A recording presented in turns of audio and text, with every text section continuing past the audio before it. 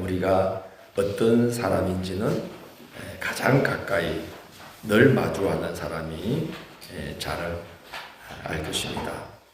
그런 분들에게 그분 정말 그리스도인이야, 그분 정말 목사다워, 그분 정말 훌륭한 성도야, 이런 소리를 듣는다면 정말 그 사람은 신앙생활을 잘하고 있다는 생각이 듭니다. 바울이 오늘 본문을 통해 전하려는 말씀도 그런 말씀입니다. 가장 가까이 늘 마주대하는 사람에게 그리스도의 덕을 나타내는 것이 참으로 중요하다는 것입니다. 그럴 수 있는 비결은 모든 관계의 중심에 예수 그리스도를 모시고 사는 것입니다. 그래서 오늘 바울은 본문에서 주 안에서 죽게 하듯 하라. 너희는 주 그리스도를 섬기느니라. 이렇게 주 예수 그리스도를 모든 인간관계의 중심에 두고 말씀을 계속 권하고 있습니다. 먼저 부부관계에 대해서 고민하면서 아내들을 향하여 남편들에게 복종하라고 권고합니다. 이 권면은 부부관계에 우열이 있다는 뜻이 아닙니다. 이는 주 안에서 마땅하니라 하는 말씀에 그 비결이 들어있습니다. 동등함에도 불구하고 복종이 가능한 것입니다. 동등함에도 복종의 덕을 나타내신 분이 우리 주 예수 그리스도이십니다. 예수님은 본질적으로 하나님과 동등하셨지만 자발적으로 자기를 낮춰서 하나님께 복종하셔서 몸을 입고 이 땅에 오셨고 정말 사람으로서는 외면하고 싶은 그 가장 비천한 자리인 십자가까지 오르셨습니다.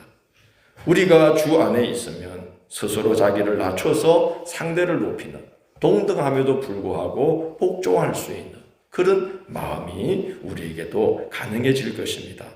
그런 의미에서 바울은 아내들을 향해서 남편에게 복종하라고 한 것입니다. 불종하라는 게 아니라 복종하라는 겁니다. 그리스도가 동등함에도 불구하고 자기를 낮추신 것처럼 아내들은 남편 앞에서 자기를 낮추는 게 그리스도인의 덕이라는 것입니다.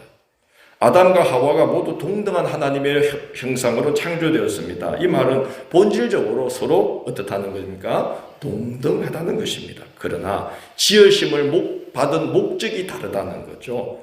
아내는 남편을 돕는 배필로 세우셨고 또 남편은 연약한 아내를 지키는 보호자로서 세워주셨습니다.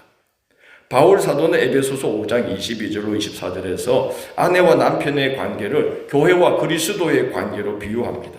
아내들이여 남편에게 복종하기를 주께 하듯 하라. 이는 남편이 아내의 머리됨이 그리스도께서 교회의 머리됨과 같음이니 그가 바로 몸의 구주시니라. 그러므로 교회가 그리스도에게 하듯 아내들도 범사에 자기 남편들에게 복종할지니라고 말씀합니다. 교회가 그리스도 예수의 신부로서 그리스도께 복종하듯이 아내가 남편에게 복종하라고 권고를 한 것입니다. 설령 남편이 아내에게 그런 경외심이나 신뢰를 갖게 할 정도로 행하지 못한다 할지라도, 신실하지 못하다 할지라도 그리스도인 된 아내는 남편을 교회가 그리스도를 대하듯 그렇게 순결한 마음으로 사랑하고 공경하고 복종해야만 되는 것입니다. 성경이 제시하는 그리스도의 덕은 상대의 반응에 따라 좌우되는 게 아니라는 것입니다. 원수도 뭐라고 그랬어요? 이 말은 상대가 나에게 어떻게 하느냐에 따라서 내가 대하라는 것이 절대로 아닌 것입니다.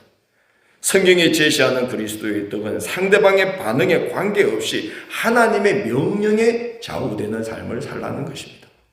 그래서 남편들이 아내에게 경외심을 일으키게 하거나 신뢰를 주지 못하는 삶을 산다 할지라도 그리스도인 된 아내는 남편을 교회가 그리스도를 대하듯 해야만 되는 거죠. 그럴 때에 하나님이 놀라운 은혜를 베푸십니다. 아내들아 이와 같이 자기 남편에게 순종하라. 이는 혹 말씀을 순종하지 않을지라도 말로 말미암지 않고 그 아내의 행실로 말미암아 구원을 받게 하려 함이니 너희의 두려워하며 정결한 행실을 봄이라고 말씀을 하고 있습니다. 남편이 우리를 어떻게 대하든 그냥 내가 그 남편을 공경하는 마음으로 성경이 우리에게 원하고 계신 대로 남편을 잘 대해주고 순종하고 복종하는 마음을 가지려고 할 때에 하나님께서 그 가정을 하나님의 나라로 세우시는 그런 구원의 역사를 우리에게 허락해 주신다는 것이죠. 여러분, 동등하지만 뭐 하는 거예요? 복종하는 거예요. 기분 나빠하지 마시고 우리 아내 된 이들은 그리스도 안에서 남편 된 이들에게 복종하시기를 권면합니다. 고개만 이렇게 하시면 안 됩니다. 뭐 기분 좋으면 할게요. 이거는 기억하십시오. 우리 그리스도인의 덕, 성경이 우리에게 가르치고 있는 그리스도인의 덕은 상대의 반응에 좌우된다? 좌우되지 않는다. 하나님의 명령에 좌우되는 것이다.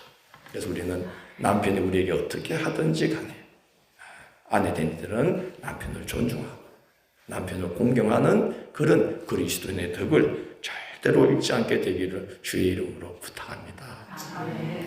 사모님도 아멘 했습니까? 그리스도인 된 남편은 아내를 어떻게 대하라고 하고 있습니까? 남편들에게는 아내들에게 요구한 것보다 훨씬 더 중요한 의무를 요구하고 있습니다. 남편들아 아내를 사랑하며 괴롭게 하지 말라고 당부합니다. 여기서 바울은 아내를 사랑하라고 말할 때 에로스를 쓰고 있지 않고 그리스도께서 우리를 사랑하셨듯이 아가페라는 단어를 사용하고 있습니다. 왜 그렇습니까?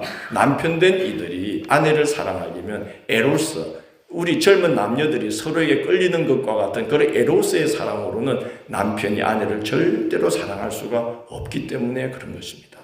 남편들이요, 공감하시지 않습니까? 젊을 때는 뭐가 뒤집혀서? 그럼요. 아이고, 세상에 어제 하늘이 결혼하는 거 보니까 우리는 쳐다도 안 봐. 서로 좋아가지고. 뭐? 아이고, 섭섭해가지고 내가. 뭐가 뒤집힌 거예요? 그래요. 젊을 때는 이게 뒤집혀서 서로 좋아하는 거예요. 그게 뭐예요? 에로스예요. 근데 이게 조금만 지나면요, 이 육신에 속한 사랑으로는 그 사랑이 오래 갈 수 없는 게 부부관계 아닙니까?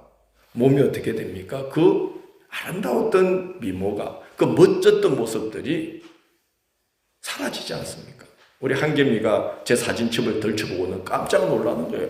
아빠에게 이런 시절이 있었냐. 나도 괜찮았었어요. 근데 이게 점점 어떻게 됩니까? 그죠? 볼품이 없어져 갔죠. 점점 나이 들수록. 여자분들도 그렇지 않습니까? 처음에 젊을 때 얼마나 예쁩니까? 눈을 감으면 계속 생각이 나지 않습니까? 그 아름다운 모습이. 근데 결혼하고 1년, 2년, 한 10년만 지나면은, 그죠? 이는 내 뼈 중에 뼈요, 살 중에 살이라. 뼈 중에 뼈는 없어지고 살 중에 살만 남아가지고 막. 이렇게. 우리가 에로스를 가지고는 사랑을 이어가기가 어려운 게 부부관계예요. 그 부분이 아니지 않습니까? 자녀 양육하는 문제가 얼마나 서로 갈등이 생깁니까? 경제 문제 얼마나 서로를 힘들게 합니까? 그뿐입니까? 결혼은 둘이만 하는 줄 알지만 그렇지 않잖아요. 양가 집안이 딸려 들어와요. 그 양가 집안 문제가 다 들어오는 거예요. 이 복잡한 관계 속에서 에로스의 사랑을 가지고 사랑을 유지하는 건 불가능합니다. 점점 시들해지는 겁니다. 이런 관계 가운데에서도 남편이 아내를 사랑하는 이 사랑을 계속 이어갈 수 있는 비결은 에로스 사랑으로는 안 되는 거죠. 어떤 사랑입니까? 아카페의 사랑이죠. 우리 같은 죄인, 흠과 점과 티와 얼룩으로 가득 찬 정말 버려마땅한 우리 같은 죄인을 절대 버리지 않고 우리의 가장 누추한 부분까지도 품어주시고 사랑하시고 이해하시고 용납하고 북돋아 주시는 예수 그리스도, 십자가의 그리스도의 아가페 사랑이 아니면 부부 간에는 서로 사랑할 수가 없는 것 같아요. 그래서 남편들아 아내를 사랑하며 라고 할 때에 이 사랑에 대해서 바울은 아가페의 사랑을 말하고 있어요. 아내들이 용모가 점점 예전과 달리 볼품이 없어지더라도, 몸이 약해지더라도, 정말 암사슴 같고 암노루 같은 사람들이 여우와 늑대같이 변하더라도, 곰처럼 변하더라도 사랑하라는 거예요. 어떤 사랑으로? 아가페 사랑으로. 남편 된 이들이요, 아내를 그렇게 지극히 그리스도가 우리를 사랑하듯 사랑해 주시기를 부탁합니다. 남자분들이 알아야 하면 해야지요. 사랑하시기를 부탁합니다. 보고 있습니다. 지금 아멘 하나하나. 사랑밖에 없어요. 그래서 누가 그랬잖아. 사랑밖에 난 몰라. 사랑밖에는 없지 않겠어요? 그리고 오늘 우리에게 부탁하기를 아내를 괴롭게 하지 말라라고 당부하고 있습니다. 당시에는 아내에 대해서 폭력과 무관심이 참으로 난무했던 때입니다. 근데 바울 사도는 당시 일반인들의 그 윤리 기준을 훨씬 뛰어넘는 덕목을 그리스도인 된 남편들에게 요구하고 있어요. 아내를 뭐하게 하지 말라? 괴롭게 하지 말라. 이 괴롭게 하지 말라라는 말의 그리스 성경 원문 뜻, 원 성경의 원전의 뜻은요, 함께 해볼까요? 쓴 경험을 주다. 그러니까 마음을 어떻게 하게 하지 말라는 거죠? 쓴 경험이 생기지 않도록 하라는 건데요. 이 말을 풀면요, 독한 말로 상대의 마음에 상처를 주는 것을 말해요. 괴롭게 한다는 말의 원뜻은 독한 말로 상대의 마음에 상처를 주는 걸 말합니다. 그래서 우리는 아내를 대할 때 남편 된 이들은 특별히 언어 사용에 주의를 해야 됩니다. 이건 남편이나 아내나 마찬가지인 것 같습니다. 부부 생활의 중심은 대화 아닙니까? 대화의 중심은 언어 아닙니까? 그래서 언어 사용이 대단히 중요해요. 하이데거라는 철학자는 이런 말을 했습니다. 언어는 존재의 집이다. 언어는 존재의 집이다. 이 말 뭡니까? 우리 몸을 만드는 건 음식이죠. 뭘 먹느냐가 그 사람을 만듭니다. 그러나 그 사람의 존재, 그가 어떤 사람인지를 만들어가는 건 뭐라는 거예요? 언어라는 거예요. 부드러운 말을 쓰는 사람은 어떤 사람이 됩니까? 부드러운 사람이 됩니다. 거친 말을 쓰는 사람은 어떻게 됩니까? 거친 사람이 됩니다. 독한 말을 쓰는 사람은 어떤 사람이죠? 독한 사람입니다. 순한 말을 쓰는 사람은 어떤 사람이에요? 순한 사람이에요. 저는 어떤 사람입니까? 대답 좀 해주고 얼마죠? 그래요. 유하고 부드럽게 말하는 사람은 그가 유하고 부드러운 사람이에요. 왜냐? 그 사람이 유하고 부드러워서가 아니라 그가 쓰는 언어가 그 사람을 만들고 있기 때문이에요. 그래서 하이데거는 말하기를 언어는 뭐다? 존재의 집이다. 함께 합시다. 언어는 존재의 집이다. 부부간에 아주 아름다운 말, 사랑스러운 말, 칭찬하는 말, 격려하는 말, 응원하는 말을 부부간에 서로 쓰면 그 집은 그런 집이 되는 거죠. 언어는 존재의 집이기 때문에. 특히 베드로 사도는 아내 된 이들은 깨지기 쉬운 그릇인 것을 알아서 남편들은 귀하게 여기고 참으로 귀하게 대해줘야 된다고 부탁을 해요.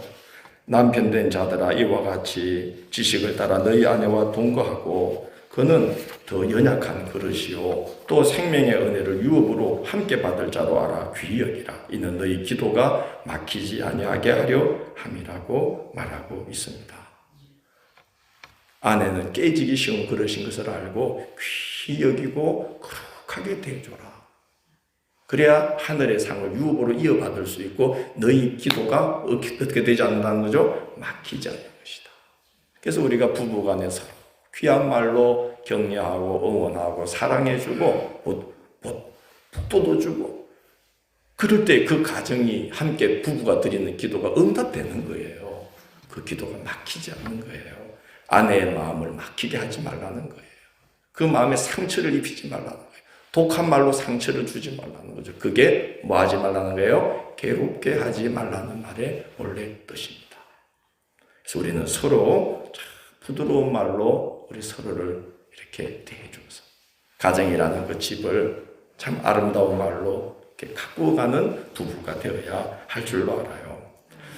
바울은 부모 자녀 사이에도 그리스도를 중심에 모신 관계를 이어가야 된다고 말합니다. 특별히 자녀들에게 먼저 요청하기를 모든 일에 부모에게 순종하라고 권하고 있습니다.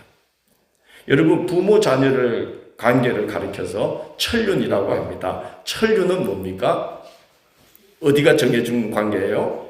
예, 하늘이 정해준 관계예요. 그래서 인간의 힘으로 끊을 수 없는 운명적 관계가 부모 자녀 관계예요. 부모 관계는 사랑으로 시작했다가도 원수로 끝날 수 있어요. 그렇지 않습니까? 부모 자녀 관계는 그럴 수가 없어요. 왜? 천륜이니까요. 하늘이 결정해 준 것이기 때문에 그렇습니다. 그렇기 때문에 부모를 공경하는 것은 그 관계를 주신 하나님을 공경하는 것으로 이어지게 되어 있습니다. 부모에게 잘하는 사람이 예수 믿으면 정말 예쁘게 신앙생활합니다. 맞습니까? 그럼요. 부모 잘 모시는 사람은요, 보면요, 신앙생활도 아주 예쁘게 해요. 목사님 잘 대하고, 교회 어른들 잘 대하고, 성도들 잘 대하고 그래요. 부모를 공경하는 것은 그 관계를 주신 하나님 공경으로 반드시 이어지게 되어 있어요. 지난번에 우리 진주에서 피로연 하러 가면서 한겸이 태우고 뒤에 할머니 할아버지 모시고 사모님 태우고 그리 내려가면서 제가 한겸이에게 그랬어요. 오늘 주인공은 언니와 형부 될 사람이 아니라 할아버지 할머니야. 그러니 오늘 잘 모시고 잘 보살펴 드려야 해. 그랬더니 왜 할머니 할아버지가 주인공이야? 그러더라고요. 그래서 그랬죠. 할머니 할아버지가 계시니까 엄마가 있고 엄마가 있으니까 누가 있는 거야? 네가 있는 거야. 그랬더니 맞네. 그러더라고요. 그렇죠. 하나님께서 정해주신 것을 귀하게 여길 줄 알아야 하나님을 귀하게 여길 줄 아는 사람이 되는 것입니다. 그래서 예수님이 네 앞에 눈에 보이는 사람을 사랑하지 않으면 어떻게 눈에 보이지 않는 하나님을 사랑할 수 있겠느냐 라고 그랬습니다. 하나님께서 정해진 것을 귀하게 정해주신 것을 귀하게 여길 줄 알 때에 하나님을 귀하게 여기는 사람이 되는 것이죠. 모든 복은 하나님께 순종함으로 받는 것입니다. 기억하셔야 됩니다. 모든 복은 하나님께 순종함으로 받는 것인데 하나님께 순종하는 것은 하나님께서 하늘로부터 정해주신 이 부모라는 권위에 순종함을 통해서 배우게 되는 것입니다. 부모에게 순종하지 않는 사람이 하나님께 순종하기는 어려운 법입니다. 부모에게 순종하는 사람이 그 관계를 주신 누구에게도 순종하는 거예요? 하나님께도 순종하게 되어 있는 것입니다. 그래서 부모에게 순종하는 것은 그 관계를 주신 하나님께 순종하는 법을 배우는 통로가 되는 것이죠. 그런데 오늘 바울은 부모에게 순종하되 어떻게 순종하라고 그럽니까? 모든 일에 순종하라고 그러죠. 모든 일에 부모에게 순종하라. 일시적이고 한정적으로 부모를 공경하는 것이 아니라 평생에 걸쳐서 순종하는 마음과 귀히 여기는 태도를 평생에 걸쳐서 유지하라는 말씀이 어떻게 부모를 공경하는 것이죠? 모든 일에 부모에게 순종하라는 말씀입니다. 여러분, 이게 쉬운 일이 아니에요. 부모가 젊을 땐 자녀를 돌봤지만 부모가 나이 들면 부모가 자녀들에게 돌봄의 대상이 됩니다. 어려운 문제입니다. 그래서 잠언 23장 22절은 너를 낳은 아비에게 청종하고 내 늙은 어미를 경히 여기지 말지니라고 권면하고 있습니다.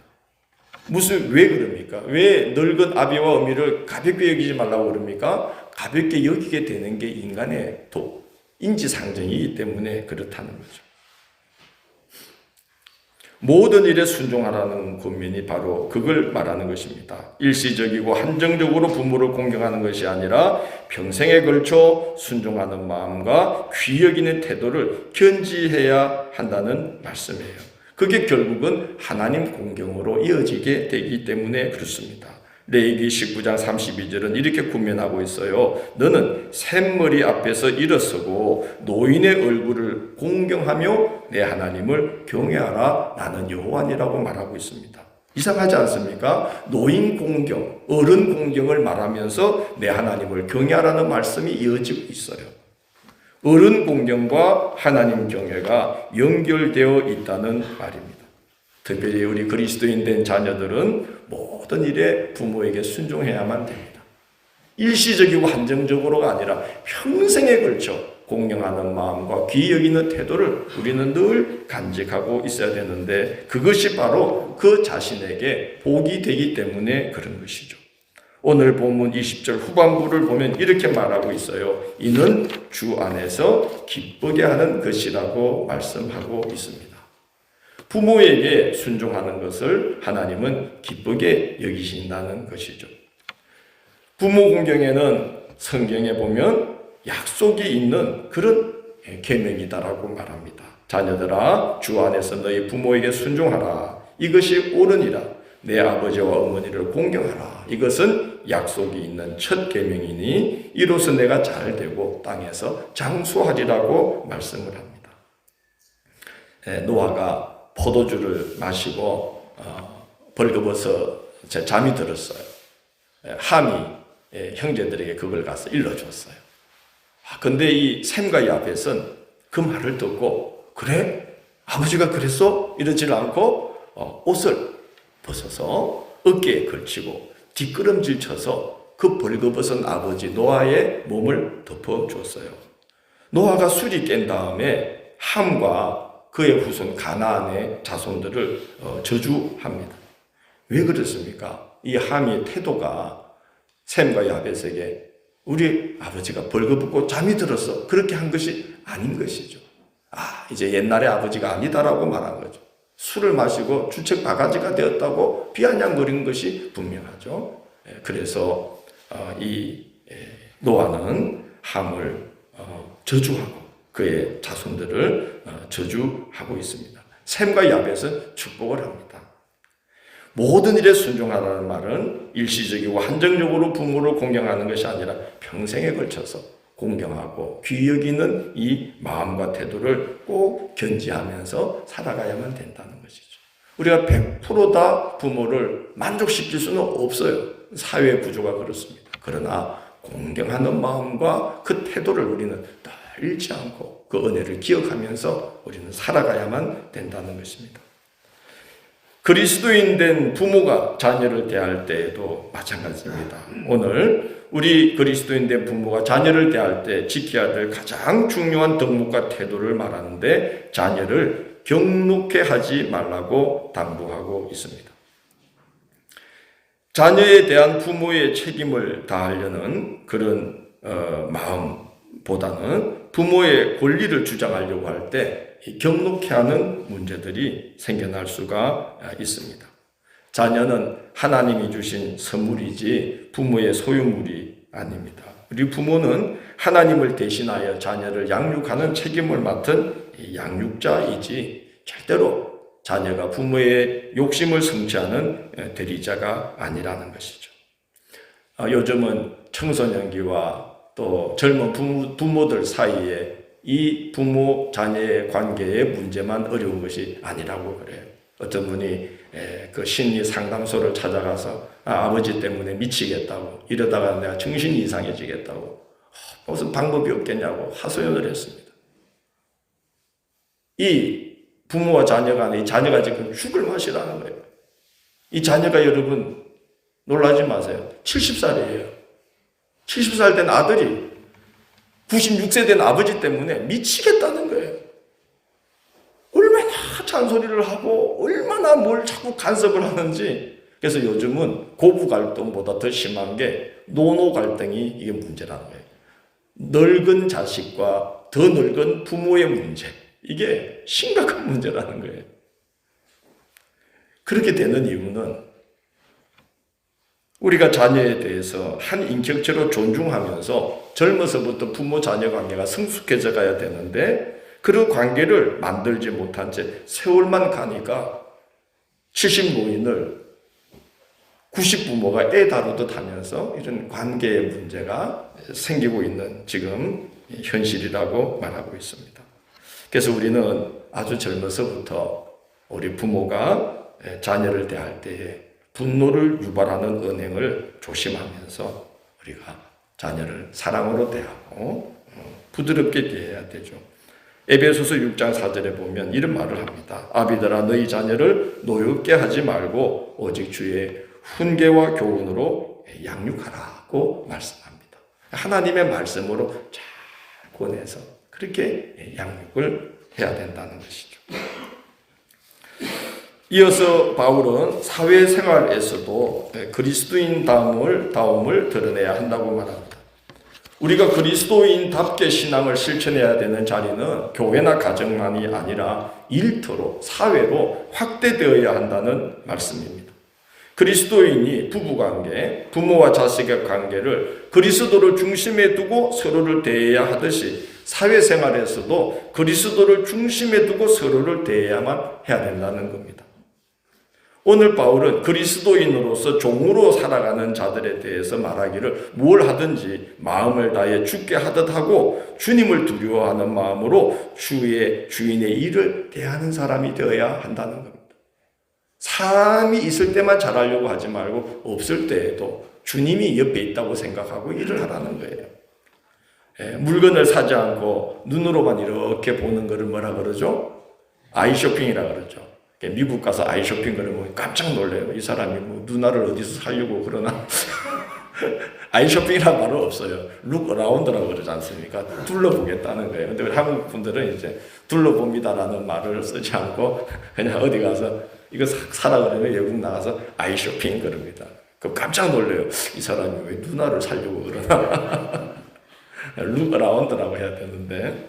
그러죠. 눈으로 보는 걸 아이쇼핑이라고 그러죠. 또 직접 도와주지 않고 이 말로 다 때우는 걸 뭐라 그러죠? 립 서비스라고 그러죠. 그래 오늘 바울이 하는 말은 아이 서비스를 하는 종이 되지 말라는 거예요.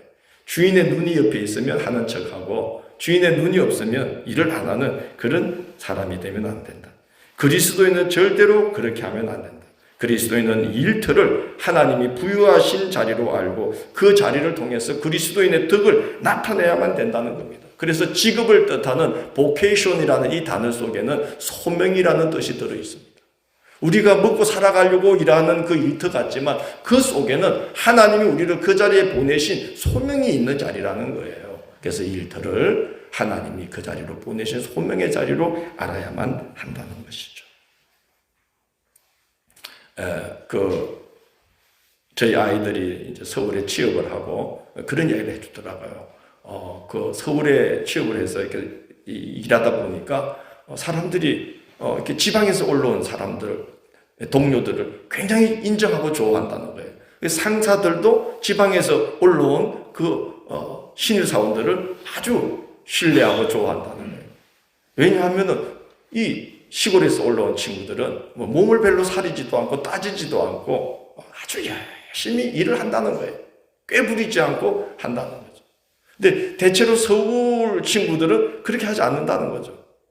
그냥 6시 되면 땡 하면 그냥 뒤도 안 돌아보고 끝난다는 거예요. 그래서 이제 지방에서 올라온 졸업자들을 그 회사에서들 아주 선호하고 좋아한다고 합니다. 여러분, 우리 그리스도인이 우리 일터를 하나님이 소명을 갖고 보내주신 자리라고 우리가 일을 하게 된다면 이 사회가 우리 그리스도인들을 대할 때 얼마나 좋아하겠습니까? 지방에서 올라온 친구들은 달라. 이런 말처럼 누구는 달라? 그리스도인들은 달라. 이런 말을 우리는 일터에서도 들어야만 한다는 말씀을 오늘 하고 있는 겁니다.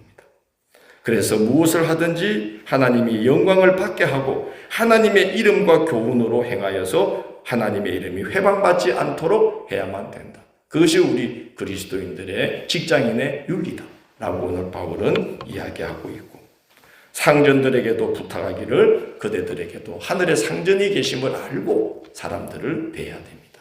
이 말은 당신이 하나님을 대신해서 그들을 돌보아야 될 대리자라는 것을 알고 힘을 막 행사하고 부리는 자가 아니라 하나님이 위에 계시다는 것을 알고 하나님을 대신하는 대리자로서 여러분은 아래 사람들을 대해야 됩니다.